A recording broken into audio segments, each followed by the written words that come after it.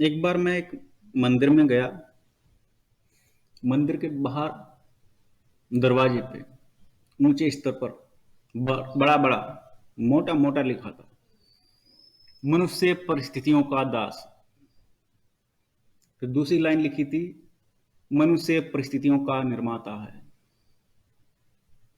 मैंने कोई ध्यान नहीं दिया। ये बात लगभग 35-40 साल पुरानी है। अंदर गया, फिर बाहर आ गया।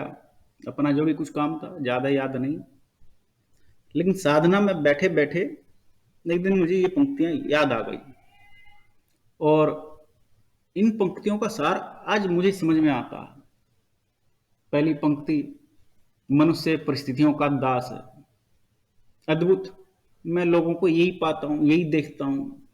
जिसके सामने जैसी परिस्थिति है, वह बिल्कुल उसके सामने दास बन करके काम करता है। उसके पास उस विपरीत परिस्थिति से निकलने का कोई रास्ता नहीं होता।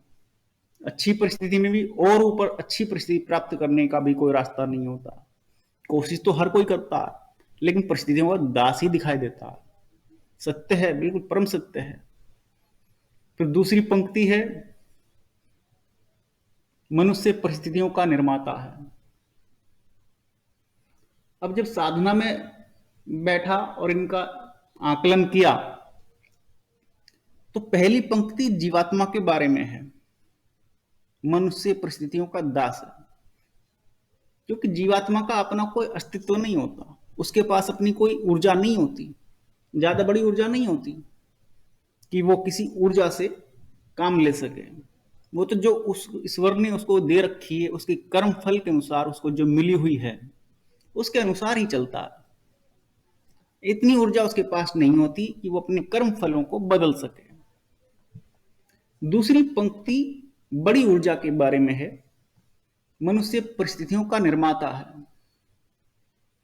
जब जीवात्मा परमात्मा से मिल जाती है, अर्थात जब आप साधना करते हैं, जब आप नीचे के स्तर से ऊंचे के स्तर पर जाते हैं, जब आप छोटी सी पतली सी वायर हैं और आप जब ज्यादा बड़ी ऊर्जा ग्रहण करने लगते हैं, तो आपके मानवीय गुणों में अंतर आता जाता है, क्योंकि आपकी ऊर्जा बढ़ रही है।